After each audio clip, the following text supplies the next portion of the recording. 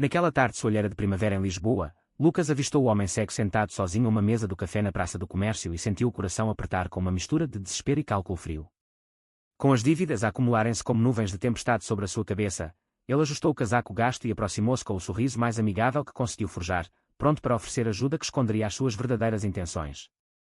Tiago Santos, eu mesmo, tinha 27 anos e a vida tinha-me batido com força nos últimos tempos. Expulso de casa pelos pais em Porto quando confessei que era gay, cheguei à capital com pouco mais que uma mala e sonhos que se desfizeram rapidamente. O emprego de empregado de mesa evaporou-se com a crise do restaurante, as dívidas com tipos pouco recomendáveis cresciam e o aluguer atrasado ameaçava deixar-me na rua. Ver Rafael Mendes pagar a conta com uma nota grande e pedir troco com dificuldade foi como um sinal. Ele parecia rico, independente, com roupas de qualidade e uma bengala branca elegante. Posso ajudar? Perguntei, aproximando-me com voz suave. Ele virou o rosto na minha direção, os olhos cobertos por óculos escuros, e sorriu levemente. Obrigado, jovem. A conta está paga, mas se não se importa, ajude-me a encontrar o caminho para a saída. Assim começou. Conversámos sobre o tempo, sobre Lisboa que ele conhecia de cor apesar da cegueira causada por um acidente de carro há 5 anos. Ele era podcaster, voz conhecida em programas sobre literatura e vida cotidiana, vivia sozinho no apartamento em Alfama. Eu menti que era estudante de História, recém-chegado, à procura de orientação. Ele ofereceu-me um café no dia seguinte. Saí dali com o número dele no telemóvel e a esperança de um golpe fácil. Mas enquanto caminhava pelas ruas empedradas, algo no tom calmo da sua voz me perturbava. Não era só pena ou oportunidade, era uma curiosidade que eu não queria admitir. No dia seguinte, encontrei-o no mesmo café. Conversa fluiu. Falei da minha família distante, escondendo a rejeição. Ele partilhou histórias de viagens antes do acidente, de como aprendeu a navegar a cidade pelo som e cheiro. A cegueira ensina-nos a ver com o coração, disse ele, e eu senti um aperto. Meu plano era simples, tornar-me indispensável como guia visual, pedir pequenos empréstimos que nunca devolveria, talvez até ficar no seu sofá. Mas à medida que as horas passavam, ríamos de anedotas sobre turistas perdidos nos elétricos, e eu sentia-me culpado pela primeira vez em meses. À noite, no meu quarto alugado miserável, deitei-me pensando nele. Rafael era atraente, voz profunda, presença calma. É só o plano, disse a mim mesmo. Mas o sono veio cheio de sonhos confusos. Nos dias seguintes, acompanhei-o a reuniões. Apresentei-me como amigo. Os colegas dele, um grupo diverso em Lisboa, aceitaram-me sem perguntas. Um deles, um designer chamado Miguel, piscou-me o olho como se soubesse algo. A sociedade em Portugal ainda sussurrava sobre aqueles tipos, mas na capital era mais aberto. Ainda assim, eu escondia-me. Rafael falava abertamente da sua vida, de um ex que o deixou após o acidente por não suportar a dependência. Senti raiva por ele, e por mim mesmo. O meu passado veio em flashes, o beijo proibido no colégio, a discussão com o pai que me chamou de aberração. Para pagar as dívidas, precisava de agir rápido. Quando ele mencionou que guardava dinheiro em casa para emergências, os meus olhos brilharam. Mas quando ele me pediu para descrever o pôr do sol no Tejo, a minha voz tremeu. É laranja e rosa, como fogo no céu. Ele sorriu. Vejo através das tuas palavras, Tiago. Naquela noite, rejeitei um convite de um amigo para sair em festas gays no Bairro Alto. Estava demasiado ocupado a questionar-me. O plano avançava, mas o meu coração começava a trair-me. Caminhámos juntos pelo Rocio, ele com a bengala a bater ritmadamente no chão, eu ao lado descrevendo os azulejos, os cheiros de pastel de nata, o som dos elétricos a subir a colina. Ele ria com facilidade, uma gargalhada profunda que me fazia esquecer o peso nas costas. Tu és bom nisto, Tiago. Não muitos têm paciência para descrever tudo com tanto detalhe. Eu engoli em seco, sabendo que a paciência era apenas uma ferramenta. Em casa dele, um apartamento luminoso com livros em braille empilhados e um computador com voz sintética, ele preparou chá. Fica para jantar, ofereceu. Eu aceitei, pensando que era a oportunidade perfeita para ver onde guardava o dinheiro.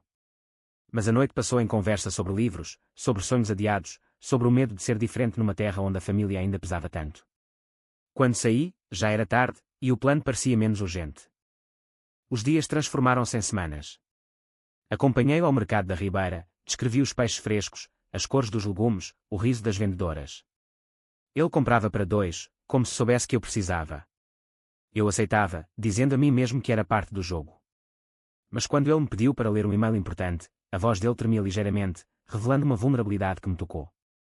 Não tenho ninguém de confiança para isso, confessou. Eu li, ajudei, e senti-me útil de verdade pela primeira vez. O remorso crescia devagar, como o Tejo na maré cheia. Em casa, sozinho, olhava para o espelho e via não oportunista, mas um homem perdido que começava a gostar de outro homem de forma que ia além do plano. O meu segredo pesava. Como contar que tudo começara com uma mentira? Como admitir que o seu sorriso me fazia querer ser melhor? A primavera deu lugar ao verão quente de Lisboa e os nossos encontros tornaram-se rotina diária. Lucas, agora Tiago para ele, esperava-o todas as manhãs no café habitual. Rafael, com o seu sorriso sereno, contava episódios do podcast que gravava em casa, sobre como a cegueira o obrigara a ouvir o mundo de forma mais profunda. Eu ouvia, fascinado, e descrevia as ruas que percorríamos, o cheiro a mar na doca de Alcântara, o ruído dos turistas na Torre de Belém, o vento fresco que vinha do rio. O meu plano inicial de pedir dinheiro estava adiado, cada dia que passava tornava mais difícil imaginar roubar alguém que me tratava como igual. Um fim de semana, propus uma viagem de comboio a Sintra. Tu guias-me pelos jardins, disse ele, entusiasmado. No Palácio da Pena, descrevi as cores vibrantes das torres, o verde das árvores, o nevoeiro que subia da serra. Ele segurava o meu braço com confiança, e eu sentia o calor da sua pele através da camisa. Comigo ao lado, sinto-me seguro, confessou ele durante o almoço num restaurante local. Eu engoli o nó na garganta. À noite, de regresso a Lisboa, no elétrico 28 que subia a Alfama, ele adormeceu encostado ao meu ombro. Eu não me mexi, apenas observei o seu rosto tranquilo e pensei como era injusto o mundo que o privara da visão mas lhe dera uma alma tão luminosa. Em casa, deitei-me e pela primeira vez admiti para mim mesmo que estava a apaixonar-me. Mas o passado não me deixava em paz. Recebi uma chamada do meu irmão mais novo, que ainda vivia em Porto. Pai está doente, Tiago. Pergunta por ti. Diz que talvez tenha exagerado. As palavras acertaram-me como um soco. A rejeição ainda doía, o grito do pai ecoava, não quero um filho assim em casa. Rafael notou a minha tristeza no dia seguinte. Conta-me o que se passa, pediu, a voz suave. Eu inventei uma história vaga sobre problemas familiares, mas ele insistiu. Todos temos segredos, Tiago. Eu perdi amigos depois do acidente porque achavam que eu era um peso. A honestidade dele contrastava com as minhas mentiras e o peso crescia. Uma noite, em casa dele, depois de um jantar simples que eu ajudei a preparar, ele tocou piano, uma melodia suave de fado moderno. Toca para mim, pediu. Eu cantei baixinho, a voz trêmula. Ele aplaudiu. Tens talento. Por que não gravamos algo juntos para o meu podcast? Aceitei, pensando que era mais uma forma de me aproximar. Mas quando ele me abraçou em despedida, o gesto foi mais longo, mais quente. Obrigado por existires na minha vida, murmurou. Eu saí cambaleante, o coração a bater descompassado. Em casa, olhei para o envelope com o dinheiro que ele me dera para ajudar com as contas. Não o tinha pedido, ele oferecera. E eu não conseguira recusar, mas também não conseguira gastá-lo nas dívidas. Guardava-o como prova da minha traição crescente. Os amigos dele começaram a notar. Miguel, o designer, convidou-me para um café a sós. Rafael gosta de ti, Tiago. Não o magoes. Eu corei, neguei, mas as palavras ficaram. A sociedade portuguesa, mesmo aberta em Lisboa, ainda olhava de lado para casais como nós. Eu via casais de mãos dadas no chiado e invejava a liberdade deles. Rafael, apesar da cegueira, vivia sem medo. Eu sou quem sou, dizia. O resto é barulho. Eu queria ser assim, mas o medo da rejeição familiar e social prendia-me. Um dia, fomos ao mirador da Senhora do Monte. Descrevi o panorama, a cidade branca a descer até ao Tejo, os telhados vermelhos, a ponta ao longe. Ele segurou a minha mão. Sinto a tua presença mais do que vejo a cidade. O toque queimou. Nessa noite, sozinho, chorei pela primeira vez em anos. O plano original parecia ridículo agora. Queria contar tudo, mas o medo paralisava-me. Como explicar que começara por querer usá-lo e agora só queria protegê-lo?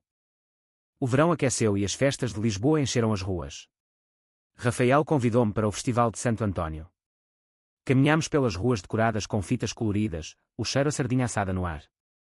Eu descrevia as luzes, os dançarinos, o riso das crianças. Ele ria, segurando o meu braço com mais força do que o necessário. Sinto-me vivo contigo, disse. As palavras acertaram-me em cheio. Numa tasca pequena, sentados lado a lado, ele contou-me sobre a sua família no Alentejo, pais conservadores que aceitavam a cegueira mas evitavam falar da sua orientação. Eles sabem, mas fingem que não, suspirou. Eu fiquei em silêncio, o meu próprio segredo a sufocar-me. Nessa mesma noite, recebi outra chamada de casa. A mãe, voz trêmula, vem ver o teu pai, Tiago. Ele pergunta por ti todos os dias. Eu prometi que ia, mas adiei. Rafael notou a minha inquietação. Vamos juntos ao Alentejo um dia destes.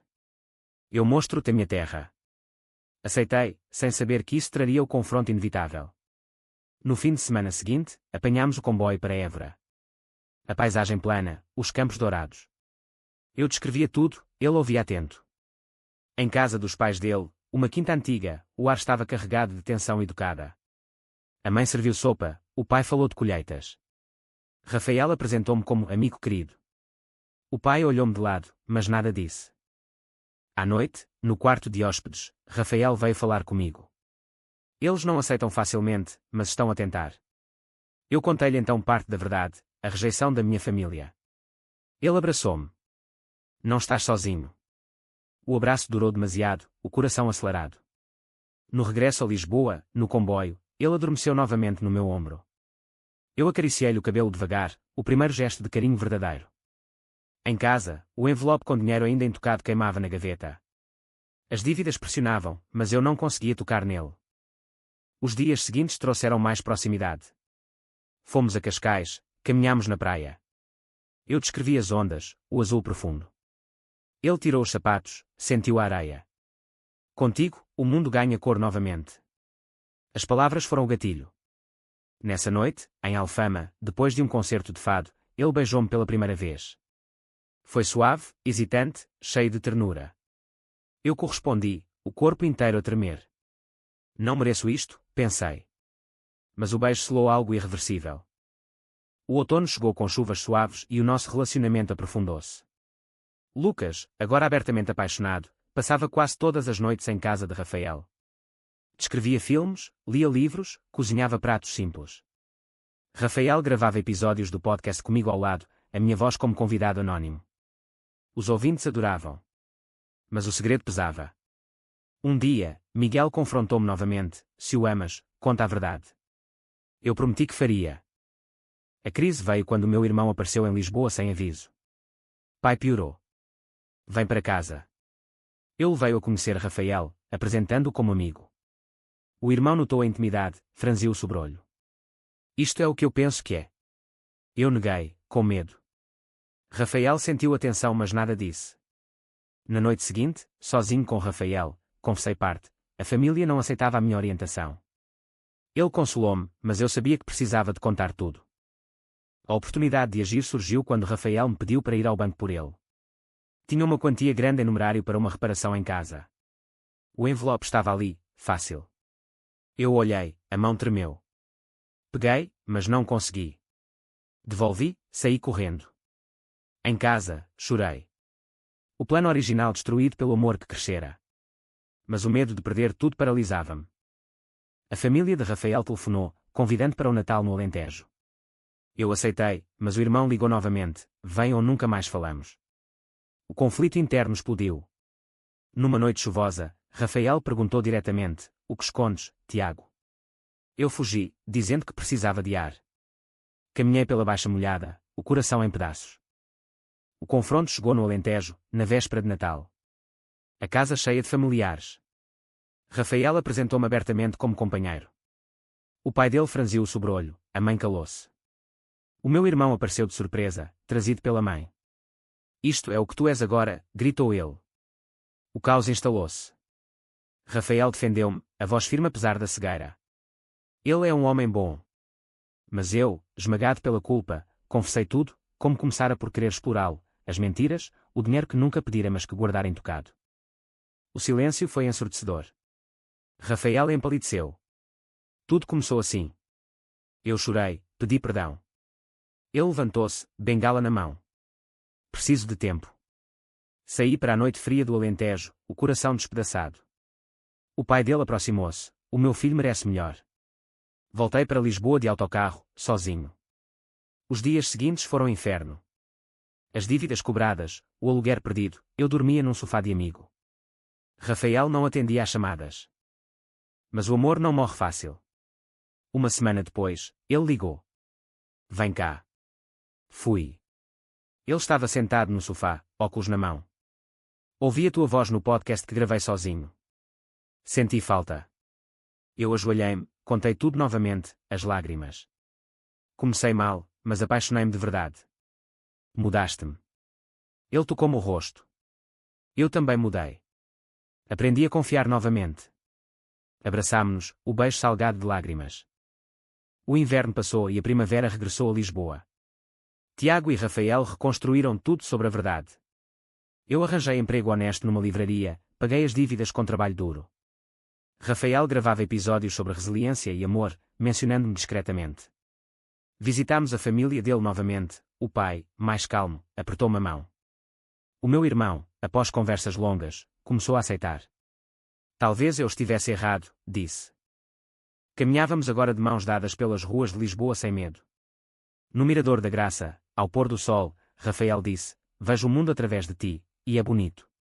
Eu beijei-o, o coração cheio. A cegueira dele ensinara-me a ver o essencial, a minha mentira inicial ensinara-me o valor da redenção. Juntos, éramos mais fortes. No final desta jornada, será que uma mentira inicial pode dar origem a um amor verdadeiro e duradouro? Verdadeiro ou falso? Deixe o seu comentário.